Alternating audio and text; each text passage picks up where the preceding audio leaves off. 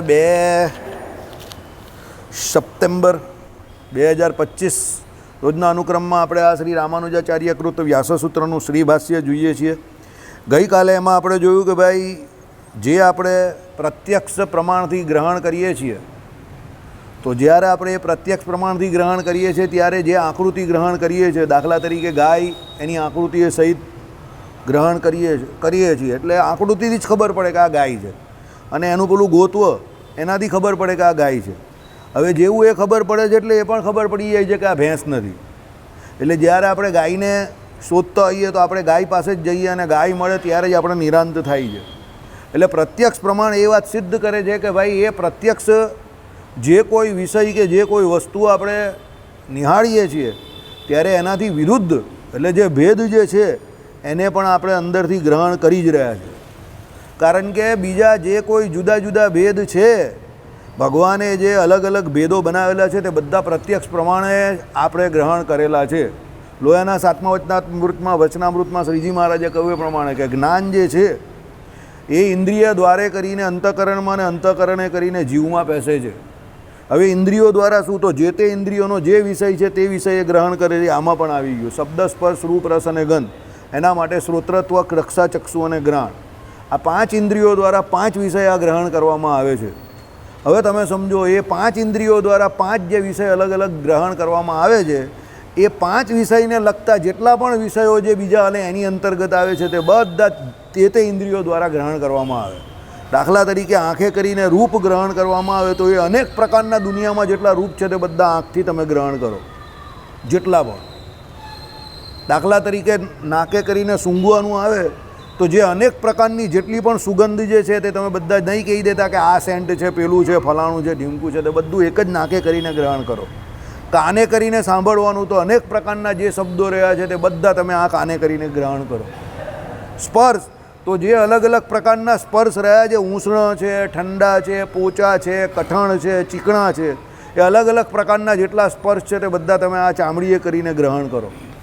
સમજો, એટલે શબ્દ, સ્પર્શ, રૂપ, રસ તો જીવાએ કરીને જેટલા પણ અલગ અલગ પ્રકારના ખારા, ખાટા, તીખા, મીઠા, કડવા જે કંઈ સ્વાદ જે છે તે બધા તમે જીવાએ કરીને ગ્રહણ કરો.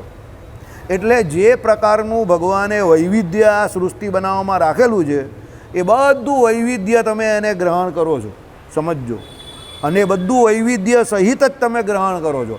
એટલે વાસ્તવિકતામાં તમે જ્યારે કંઈ પણ ગ્રહણ કરો છો તે ભેદ સહિત જ ગ્રહણ કરો છો, સમજો. આ ભાઈ આવેલા છે તો એ ભાઈ આવેલા છે એટલે એનો મતલબ એવો છે કે એ ભાઈ જ આવેલા છે. હવે સમજો, હું એ ભાઈને બોલાવું તો એ ભાઈ જ આવે, અને એ ભાઈ સિવાય બીજા ભાઈને બોલાવું તો બીજા જ ભાઈ આવે. એટલે એ બધો ભેદ જે છે તે મારા જ્યારે પ્રત્યક્ષ જ્ઞાનનો વિષય બનેલો ત્યારથી મેં એને સ્વીકારી લીધેલો ઇન્દ્રિયો દ્વારા. પછી અંતઃકરણમાં ગયો અને પછી જીવમાં ગયો એટલે પાક્કું થઈ ગયું. મને કોઈ ઊંઘમાં પણ પૂછે કે ભાઈ વિજયભાઈ કેવા, તો હું ઊંઘમાં પણ ઉઠીને તરત જવાબ આપું તો બરાબર જ જવાબ આપું. અને એ ભાઈ વાસુદેવભાઈ પૂછે તો કદાચ ઊંઘમાં પણ બરાબર જ જવાબ આપે, એમાં કોઈ ડાઉટ નહીં જાય. હવે ડાઉટ ક્યારે જાય કે જ્યારે એ પહેલી દશામાં હોય, ઇન્દ્રિયો દ્વારા પ્રથમ વખત ગ્રહણ કરો ત્યારે તમને શંકા કુશંકા થાય, કારણ કે હજુ કન્ફર્મ નહીં થયું, સમજો. પણ જ્યારે કન્ફર્મ થઈ જાય પછી તમને ડાઉટ જતો જ નથી. આ બધું શ્રી ભાષ્યમાં આગળ આવશે, બરાબર. એટલે આ તમને શું કહ્યું કે ભાઈ વસ્તુઓના ભેદના ગ્રહણ વડે ગોત્વનું ગ્રહણ થયું એટલે બીજી બધી વસ્તુઓની બુદ્ધિ અને વ્યવહાર નિવૃત્તિ થાય છે. એટલે ગાય મહિષની સજાતી એ પણ ગઈકાલે આપણે જોઈ લીધું.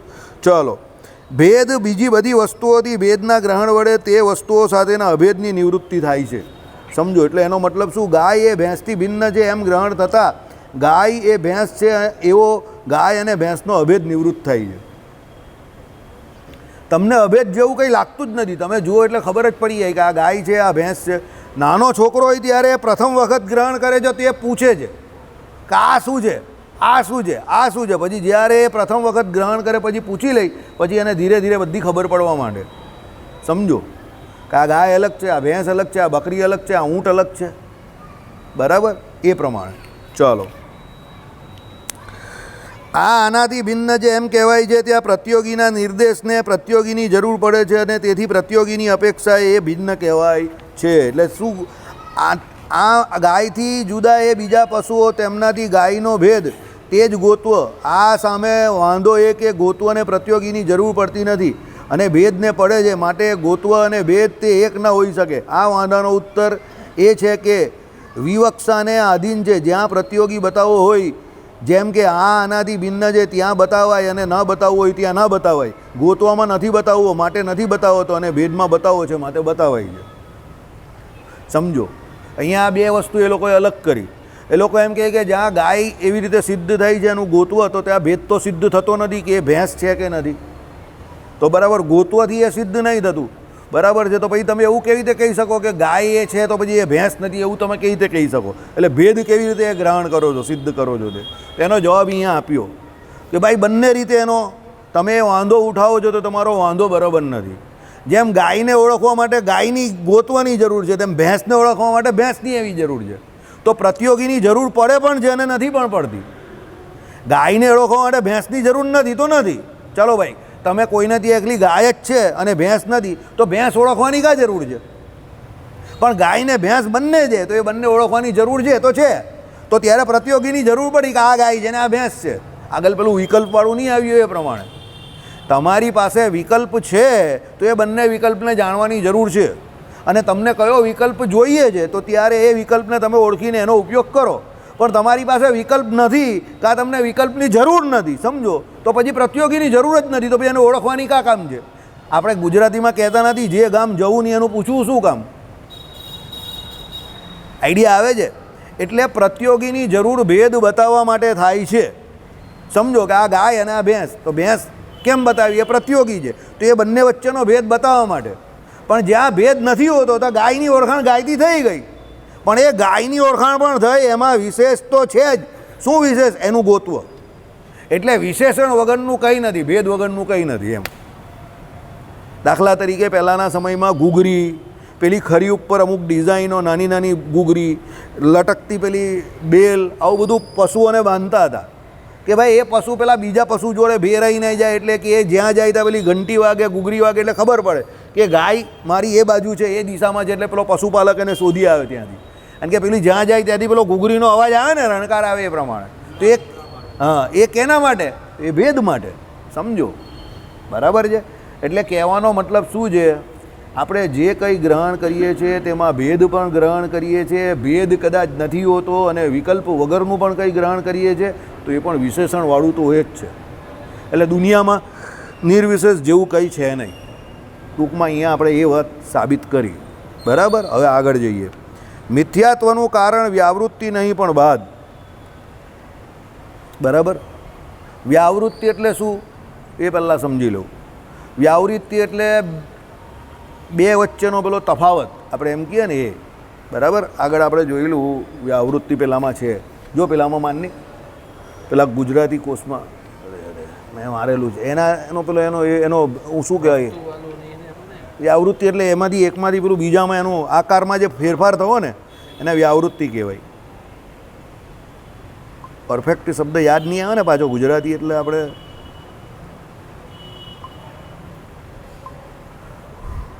ચાલો વળી જે એમ કહેવામાં આવ્યું કે ઘટાદી વિશેષો બદલાતા હોવાથી મિથ્યા છે, એ બાધ્ય બાધક ભાવ અને વ્યાવૃત્તિ અનુવૃત્તિનો ફેર ન સમજવાથી ભ્રાંતિએ કરીને કલ્પાયેલું છે.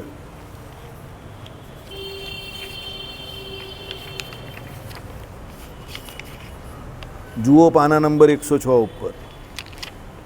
એક જ મિનિટ.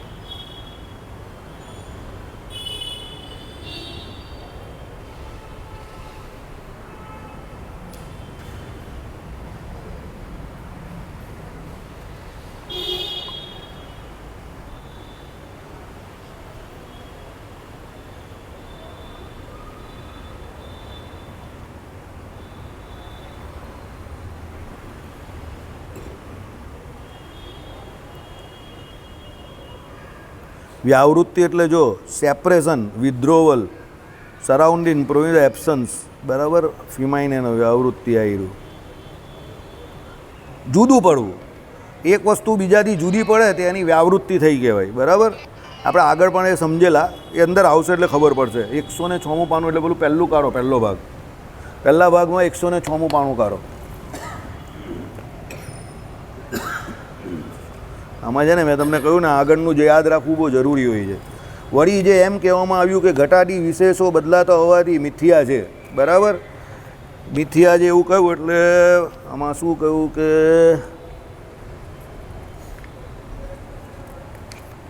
જુઓ ઉપર પાનું પૃષ્ઠ 106.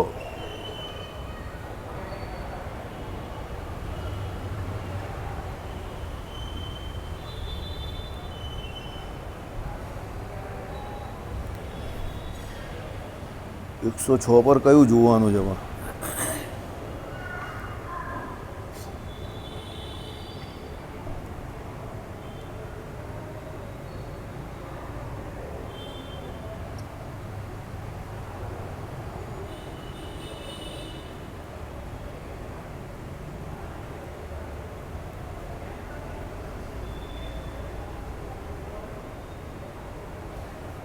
ચલો કંઈ નહીં, નહીં એ આમાં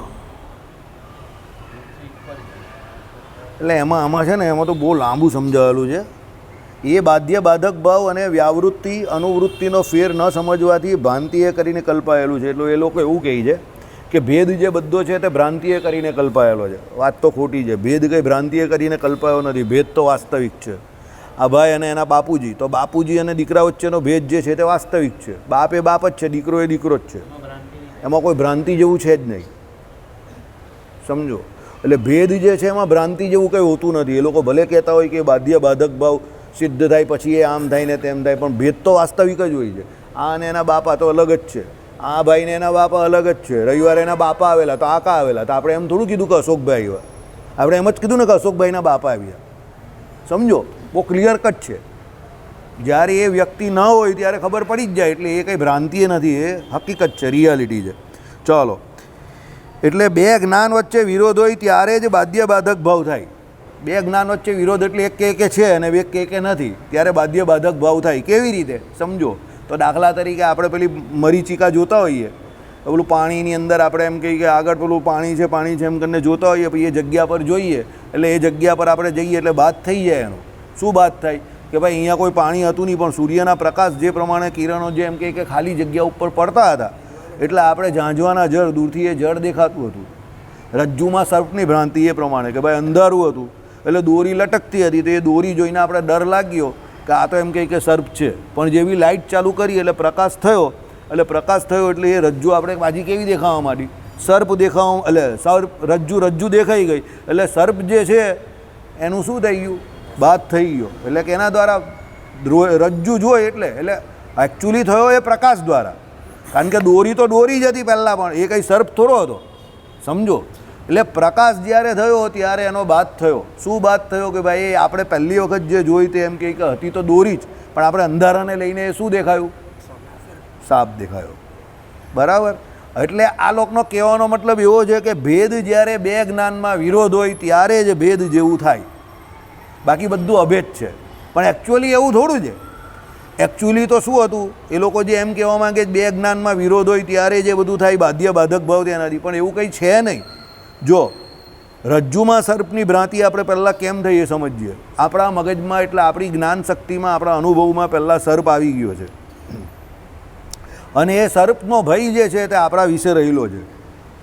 હવે પેલી દોરી જોઈ અને અંધારામાં એને આમ હલતી જોઈ એટલે આપણે પેલો સર્પ જે છે તે અંદર હતો તે સીધો ભયમાં હતો એટલે બહાર આવી ગયો. એટલે આપણે એવું લાગ્યું કે એ સર્પ છે. એકચ્યુઅલી આપણે ડરેલા છે દોરીથી નહીં, એકચ્યુઅલી આપણે ડરેલા એ સર્પથી જ છે, સમજજો. પણ એ ભ્રાંતિએ કરીને ડરેલા છે કે ભાઈ એ પેલો સર્પ છે, એ દોરીમાં સર્પ દેખાય છે, એ ભ્રાંતિએ કરીને ડરેલા છે. પણ એકચ્યુઅલી આપણે દોરીથી નહીં ડર્યા, ડરેલા કેના છે? સાપથી. એ સાપ ત્યાં નથી, પણ એ સાપ કાં છે? આપણી અંદર બેઠેલો છે. સમજ પડે છે કે નહીં પડતી? સમજો, એ સાપ છે. હવે કોઈ જે વ્યક્તિએ જીવનમાં કોઈ દિવસ સાપ નામનું પ્રાણી જોયું નથી તો એને એક જોઈને બીક લાગવાની પણ નથી. હશે કંઈ, મને હું લેવા દેવા. સમજ પડે છે હું જે કહું તે તમને? સમજો, આઈડિયા આવે છે? એટલે વ્યાવૃત્તિ જે તફાવત જે થયો આમાં, સમજો કે બાધ્ય બાધક ભાવની જે વાત કરી એ લોકો, વ્યાવૃત્તિ તો નહીં, આમાં બાધ્ય બાધક ભાવ કહેવાય. તો એ બાધ્ય બાધક ભાવ જે છે એનો બાદ જે થયો એ પછી પેલાને ખબર પડી ગઈ, પછી તો એ નિરાંત જ થઈ ગયો કે ભાઈ આ તો દોરી છે, પ્રકાશ જોયો પછી, એટલે પછી તો નિરાંત થઈ ગયો કે ચાલ ભાઈ દોરી છે તો પછી કાં ડરવાનું છે. પણ એકચ્યુઅલી એને જે ડર લાગેલો એ દોરીનો ડર નહીં હતો, સાપનો ડર હતો. એને સાપ સમજીને ડરેલો, અને એ સાપ ત્યાં નહીં હતો પણ એની અંદર તો હતો જ. આ કેવી વાત છે? શ્રીજી મહારાજે કહ્યું એ પ્રમાણે કે વિષયોનો ત્યાગ તમે બહારથી કરી દીધો, પણ જ્યાં સુધી અંદરથી ત્યાગ નહીં કર્યો ત્યાં સુધી બધું વૃથા છે. કેમ? જ્યારે પણ તમને વિષયનો યોગ થશે ત્યારે પાછા ગબડી પડશો. સમજી ગયા? એટલે વિષયોનો ત્યાગ બહારથી કરવો તો જરૂરી છે, પણ એનાથી વધારે ક્યાંથી કરવો જરૂરી છે? અંદરથી કરવો બહુ જરૂરી છે. અંદરથી ત્યાગ ન કરશો તો ડાયાબિટીસ થાય પછી જ મીઠાઈ વધારે ભાવે. ડાયાબિટીસ નહીં હોય ત્યાં સુધી મીઠાઈના કોઈ સંકલ્પ નહીં થાય પેલાને, બરાબર? પણ પછી પેલો ડૉક્ટર એમ કહીને કે મીઠા નહીં ખાને કા, હવે મીઠું નહીં ખાવાનું, તો એને મીઠું ખાવાની બહુ ઈચ્છા થાય. પેપરમાં એમ લખેલું હોય કે નીચેની 4 લાઈન કોઈએ પણ વાંચવી નહીં. એ બધા જ વાંચશે. હા, પેલો ઉલટું કરીને વાંચશે પેપર, ઉલટો જાણી જોઈને ઉલટા સમાચાર આપીએ 4 લાઈનના, કે આ 4 લાઈન કોઈએ પણ વાંચવી નહીં. ઉલટી પેપર ઉલટું કરીને તો જરા પણ ન વાંચવું. એટલે પેલો પેપર ઉલટું કરે જ કે એમાં એવું તો શું છે, લાવ જરા જોઉં. સમજો? આઈડિયા આવે છે કહેવાનો મતલબ? સમજો? એટલે સમજવાનું શું છે અહીંયા કે એ બાધ્ય બાધક ભાવ જે છે એ બાદ થાય છે. તે કેનો બાદ થાય છે? પેલા વિરોધનો બાદ થાય છે. તે વિરોધ ઓલરેડી તમારી અંદર જ રહેલો છે, વાસ્તવિકતામાં નથી. વાસ્તવિકતામાં તો જે છે તે બધું એ સ્વીકાર આપણું જ્ઞાન શક્તિ એ કરે જ છે. હવે હકીકત તમે બીજી રીતે સમજો. ચાલો, વાસ્તવિકતામાં તમારી સામે સાપ આવી ગયો તો તમે શું બચવાનો પ્રયત્ન નહીં કરવાના? કરવાના જ છો. હવે સમજો, અદ્વૈતીઓ મુજબ હું અદ્વૈતીઓને એક સવાલ કરું. એ સાપ અને આપણે બંનેમાં ભ્રમ જ હોય, આપણે બે ભ્રમ છે ને સાપ પણ ભ્રમ છે, તો એ સાપથી આપણે ભય કઈ રીતે લાગે? જો અભેદ જ હોય અને આપણે અભેદ જ માનીએ તો એ સાપથી આપણે ભય જ નહીં લાગવો જોઈએ ને.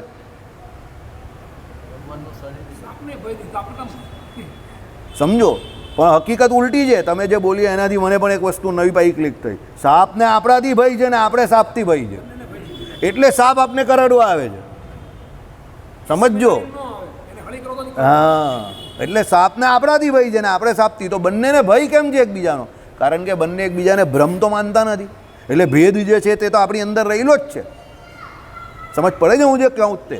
એટલે અદ્વૈતીઓની એ વાત હાવ ખોટી છે કે ભાઈ ભેદ નથી. ભેદ છે જ, તો જ એકબીજાનો ભય હોય ને. આજે એક વસ્તુ છે કે આપણે કોઈ માણસને કંઈ બોલતા નથી, એ શું કરે છે એના વિશે આપણે કંઈ લેવા દેવા નથી, તો પણ આપણે કંઈ કરતા હોય એની ઉપર એ ટીકા ટિપ્પણી કરતો હોય, સમજો કે એ કંઈ બોલતો હોય કે એને એનાથી કંઈ ઉશ્કેરાટ થતો હોય, તો એક વસ્તુ તો નક્કી છે કે આપણે જે કંઈ કરી રહેલા છે એમાં કંઈક ને કંઈક, જો કોઈ એમ કહે કે એનામાં કંઈ લેવાનું નથી, ચાલો હવે એનામાં કંઈ લેવાનું નથી તો એ તારે કહેવાની કાં જરૂર છે કે એનામાં કંઈ લેવાનું નથી? એટલે એનો મતલબ શું થયો કે એનામાં કંઈ લેવાનું છે એટલે તું એવું કહીશ કે એનામાં કંઈ લેવાનું નથી. એટલે એનામાં તારાથી વધારે લેવાનું છે તો જ તું એવું કહે કે એનામાં કંઈ લેવાનું નથી. સમજો? એક ભાઈએ મને આવી રીતે જ કીધેલું, તું તારી જાતને હું સમજે છે? એમ કહે કે એક્ટર સમજે છે. મેં કોઈ એક્ટરની હીરો સમજું છું. એક્ટર તો બધા ઘણા બધા હોય, પણ હું મારી જાતને હીરો સમજું છું. તે કે હીરો એટલે શું સમજે છે? મેં કહું જો હીરોનો અર્થ અહીંયા એવો નથી તું જે માને છે. હીરોનો અર્થ અહીંયા એવો છે કે જેમ ફિલ્મમાં હીરો મરી જાય એટલે પબ્લિક ઊભી થઈને ચાલી જાય. હીરો મરી જાય પછી કોઈ ઊભો રહી જ ખરો? હીરો મરી ગયો, પિક્ચર જોઈને હું ફાયદો?